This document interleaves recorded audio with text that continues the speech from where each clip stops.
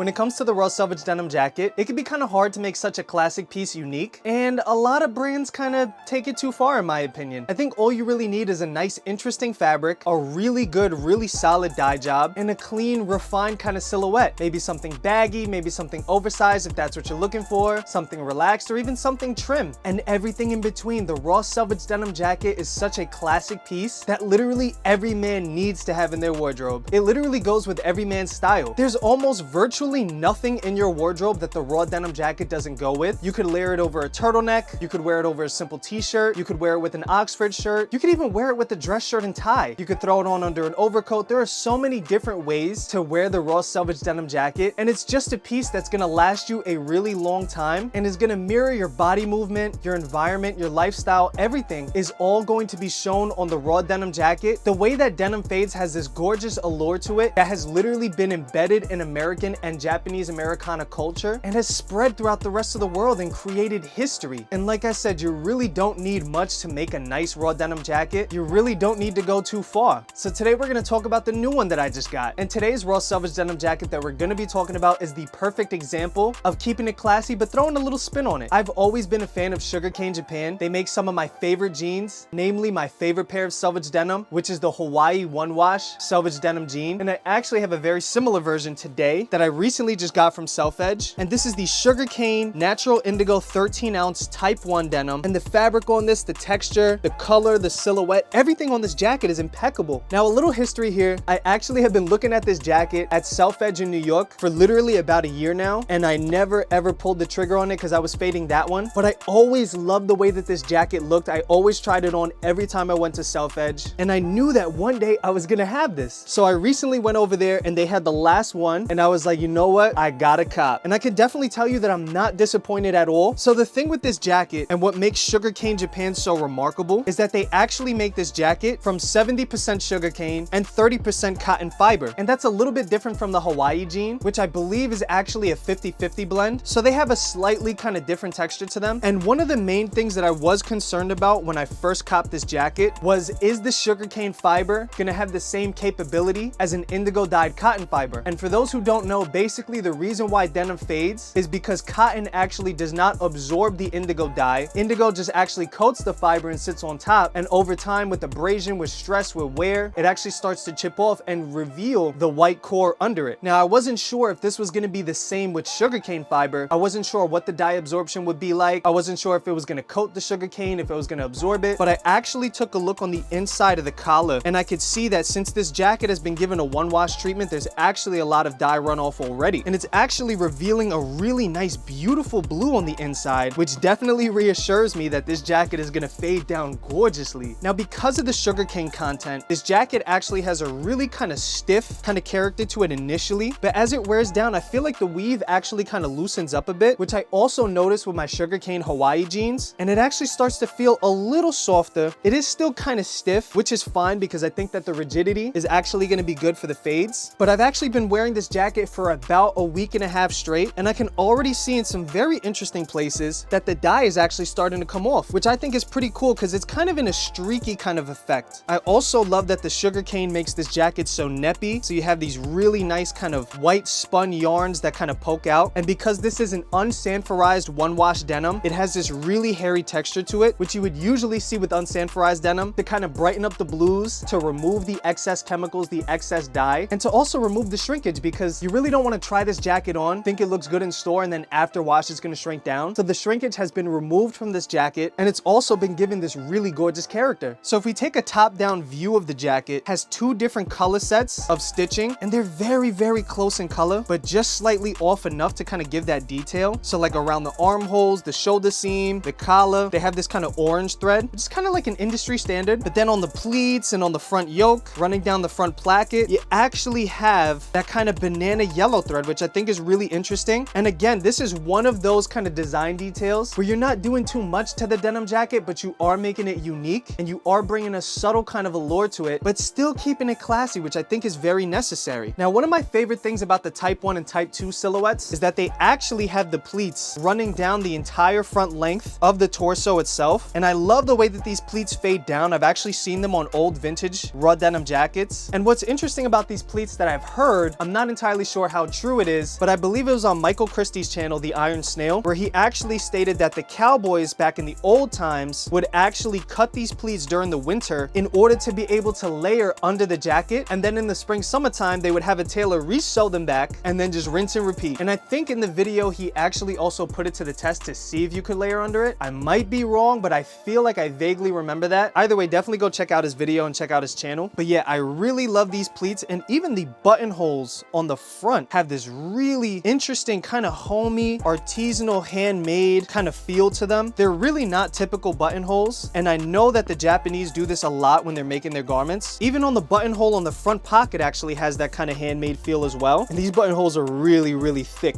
And what I love about the buttonhole on the front, another kind of subtle detail, is that because of the back of the pocket being faced with this really interesting kind of bandana print, you could actually see it on the front through the buttonhole, which gives another little bit of that detail. Now, one of my favorite things about handmade garments like this is what I like to call the evidence of hand, where you could basically see the imperfections made by humans that are evident on the garment and let you know that this garment was made by a person. So basically on the pocket on the front, you will notice that the left side where the pocket starts to pivot actually is longer than the pivot on the right, which gives this really interesting kind of homey handmade feel. And you can even see some of the red poking out from the front as well. And again, this is another one of those things that makes this jacket feel like a really vintage, unique, and interesting piece. And another one of my favorite things about this jacket is that they actually use copper rivets throughout the jacket, such as on the pocket on the front, as well as the cinch on the back. And you could see it actually exposed on the back as well as on the front. You have really nice sugarcane buttons. I'm not entirely sure what the big buttons are made from, but this is a really solid button that is very well set in. You also have them running down the front. Oh, and I can't forget to mention, the jacket is actually crafted from a Selvedge denim that actually stops at the front yoke piece and runs all the way down to the hem. And this is a green Selvedge ID, which I think is the exact same Selvedge ID on the Hawaiis. I actually think it's kind of good that the Selvedge ID stop at the shoulder piece, because I know a lot of people can be tempted to really selvage everything out, but really not everybody needs to see that much selvage. I say as I have my Selvedge denim short coat right over there, but you know, not every piece needs to be like that. And I think this is nice and subtle, especially when I'm wearing it and it kind of opens up and you could get a little peek of the selvage. But yeah, speaking of the inside is super clean. I mean, probably the cleanest inside of any raw denim jacket that I've ever seen, to be quite honest with you. And what's interesting is all of these seams are actually chain stitched. And not only are they chain stitched, but they actually have that two-tone, which you can see on the chain stitch itself. It runs all the way up the center back, on the back yoke of the shoulder seam, in the armhole. And this detail is crazy because I can't even imagine how much time this would take to double fell and double chain stitch these seams. And as much expected, they also have the chain stitch on the hem. And honestly, guys, this probably has to be the second cleanest chain stitch that I've ever seen. I think the only one that beats this jacket for number one is definitely the left field jackets and left field jeans. Literally everything left field has the best chain stitches that I've ever seen, but this is definitely a close runner for second. Again, you could see the rivets on the back where the cinch is supposed to be. And what's really interesting about this jacket is it actually features a deerskin natural indigo patch, which is also going to fade down as well. And I've never seen anything with this kind of leather that's been indigo dyed at all. I can't even imagine how you would do that, but they really went the extra mile and actually made this patch out of natural indigo, which is crazy to me. I really can't wait to see how that's going to fade down. I mean, even when I rub my finger on it, a little bit of the indigo kind of comes off if I keep rubbing it. This is just a really gorgeous patch. Here you have sugarcane, W42L. I'm not entirely sure what this means. I know that I did buy a 42 in this because I did have to size up for the jacket in order for it to fit. So this is a 42 chest. I can't imagine what the W would mean, but hey, the jacket fits. Going to the back, you have this really clean kind of pleating on the back yoke right under the shoulder seam. And what these pleats are for is they actually give you that kind of movement to extend your arms forward. And then on the bottom of the back, you have the cinch. And these cinches, I really don't think do anything. To be honest with you, I just think they have this really nice kind of hardware look. But I also can't wait to see how this is going to fade down as well. And I love that they kept the rivets exposed on the back. I know they stopped doing this because people were scratching stuff up, but I'm really happy as a denim nerd that they kept them in there. And again, you see the two-tone stitching on the back cinch as well. And one of my favorite things about this back cinch is also the pleats. I really love the way that pleats fade down. They just have a really interesting way of fading that you really don't get from anything else. And you know, as I'm looking at this jacket, I'm starting to really notice where the dye runoff is starting to come. So I definitely don't have to worry about the sugarcane fading because I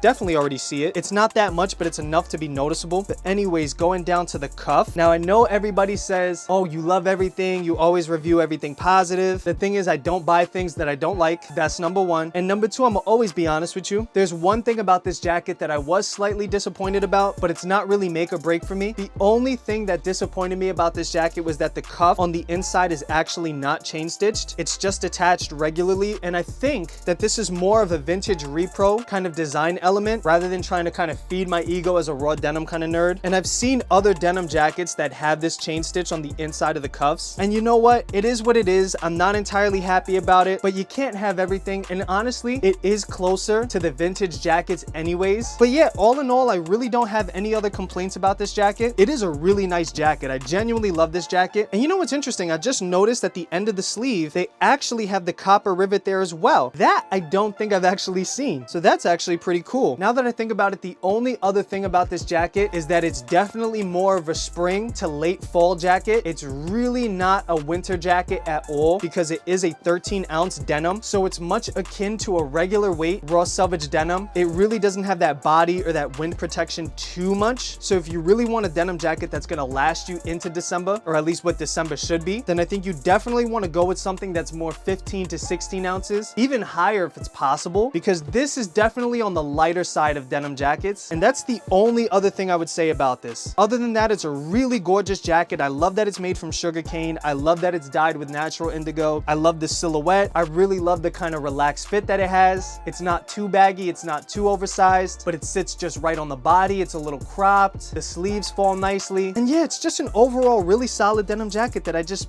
can't wait to see how it's gonna fade. Thank you guys so much for watching. I really appreciate you sticking around to the end. I have some really exciting and very interesting video ideas that are gonna come around within the next couple of weeks. I actually have a brand that a lot of you guys know that I'm gonna be working with to do a full collection tour as well as a tour of their store, because a lot of you guys tell me that you can't make it out to New York but really want to see what these stores look like. I'm not gonna say who it is yet, but I'm really excited to bring that to you. And I also have another store that I have in mind that I'm in contact with trying to work something very similar out. So definitely stay tuned. I got a lot of exciting ideas. And if you guys have any ideas, definitely let me know down in the comments. I'm really happy to touch upon any sort of fashion related or raw denim jean related kind of topics. And I love answering you guys questions and kind of interacting with you guys. So with that being said, thank you guys again, and I'll see you next week.